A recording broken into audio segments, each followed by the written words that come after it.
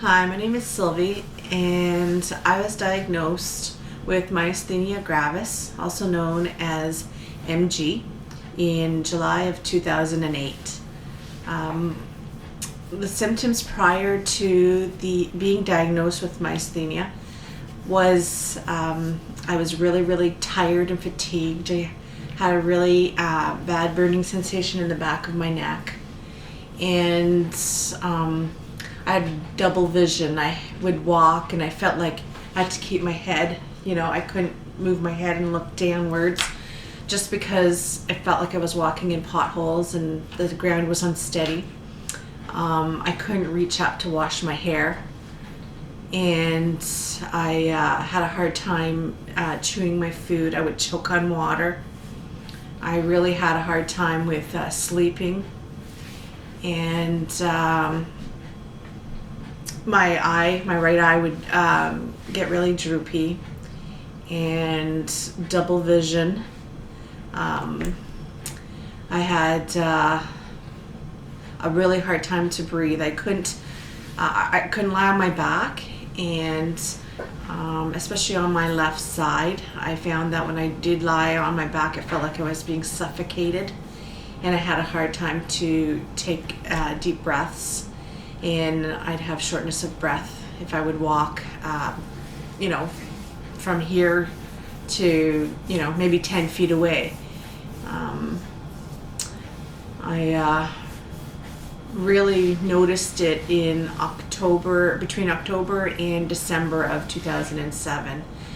And I had slurred speech, and all the symptoms came about in the beginning. I was dizzy, and I thought I had a stroke, and I went to see the emergency. I went to clinical walk-in clinics. I also went in to see my family physician, and they couldn't find anything that was wrong with me until one night I did come home from work, and I went and I was talking with my husband Sim, and I tripped and I was slurring, and he thought I was having a stroke, so we drove down to London Victoria Hospital. They gave me a CT scan, and I basically passed with flying colors. So the doctor wasn't convinced that everything was okay, so he did refer me to a neurologist, and they did find that I had an occipital stroke and a medulla stroke as well, and they figured that it was something that was previously caused from a trauma, and I did have a car accident about 15 years ago, so it could have been caused from that, any trauma to the head. So with that, I got an MRI done, and they started treating me for being a stroke victim, and the symptoms stayed with me up until for about 7 months, and I wasn't getting better, and I just thought most people who have strokes would get better, and I basically wasn't getting any better. It was getting worse and worse and worse, and through the summer months. So finally I went to see the neurologist that diagnosed me with having the stroke, and he noticed that it was more muscular than stroke, so he referred me to another neurologist that deals with neuromuscular disease, and they officially diagnosed me. The tests that they did to put me to let me know that it was definitely myasthenia gravis was an EMG. It was an electrical test that it's kind of like a tensor band. It makes your muscles jump. They put little probes and needles in your muscles at a rested state, and they basically make your muscles jerk, and then they make you resist, and then they kind of see the difference of percentage loss in your muscle to confirm the damage, and that showed a significant amount of damage, and it basically told my doctor that I was positively diagnosed with myasthenia gravis. He did send away there are different types of myasthenia gravis.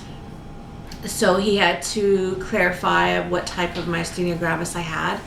And of course, since I can't do anything,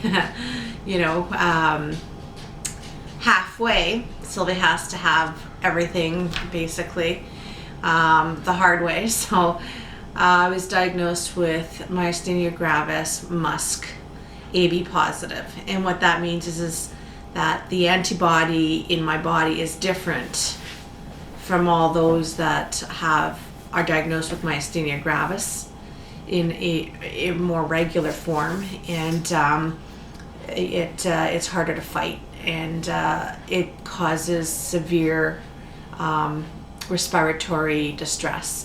And that's basically what lands me in the hospital. I've been in the hospital over 6 times now in the last 2 years. And when I go, I end up in ICU, and we come close to intubating every time I go. And it's pretty scary, It's I'm on medications. A lot of the medications I'm on, they're immunosuppressants, which means it lowers my immune system because my antibodies are way too high. And I'm on prednisone, which caused major weight gain. I've gone from 116 pounds to a big number. I've gained major weight, and it's really hard to keep it off. I also take Mestinon, which is the drug for myasthenia gravis, and the immunosuppressant that I'm on is called Cellcept. And if you look that up on the internet, you'd ask me why I'm on it. There are so many side effects. It's kind of ridiculous, but it's something that I have to deal with. It's that, or you live in the hospital, so I take it with caution, and I follow up with my doctors and make sure that none of the side effects really get bad. My heart's been tested, everything. I've been tested from head to toe. Every MG patient takes different types of medications. Everybody's individual, so there's no, 2 people that take the same thing or the same dosages. Mestinon, I take 90 milligrams 5 times a day. Somebody else might take, 60 milligrams 4 times a day. It all depends on, what works for you until they can level it out. There is no cure for myasthenia gravis right now. It is just, it can go into remission. However, because I've had the severity of the myasthenia gravis, I've had to start plasmapheresis. And what that means is that it's sort of like dialysis. However, it's given in the arm. It can be drawn in the arms, and what it does is it recycles your albumin, which is part of your plasma. So it separates your plasma, and it spins in a machine, and it separates your red blood cells and your albumin in your body, and it takes out all the bad antibodies. And there's donor albumin, and what that does is it is the new albumin is put back into my body and mixed with my red blood cells again, basically put back in my body. So we joke about it that it's an oil change. And I've had now 91 plasma changes. This is why it gets a little disheartening and tiring, because I have to go through operations. I'm prone to blood clots, and right now, as of Monday, I just got a new catheter put in because they only last on me for so long. They can't draw it from my arms because you can get into complications where, you know, your veins restrict, and mine do, and they burst. So I had to start getting catheters put into my chest. And I do have a couple of scars here from 2 other ports that were put in there. However, they blood clotted, and they had to put a new one on this side. And this is what I'm dealing with right now. And it's basically in a tube. They put the blood in there. There's 2 tubes that come out, and they pull the blood from one end and they push the blood in the other end, and it goes into my carotid artery and you know, cleans up my system.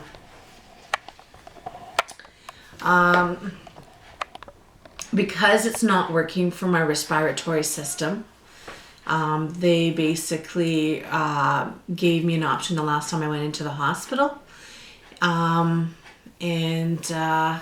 So I'm on that adventure of basically trying a new drug. So in the meantime, I have been battling a really bad case of myasthenia gravis at this time. You know, my head just, it's very heavy. It feels like, you know, really weighted down. If I push my arms out like this, my head automatically goes forward. Just, I don't have no support. My arms, you know, are very affected. I can only pick up things with 2 hands. My medications, when I'm on my medications, and I do get the shakes.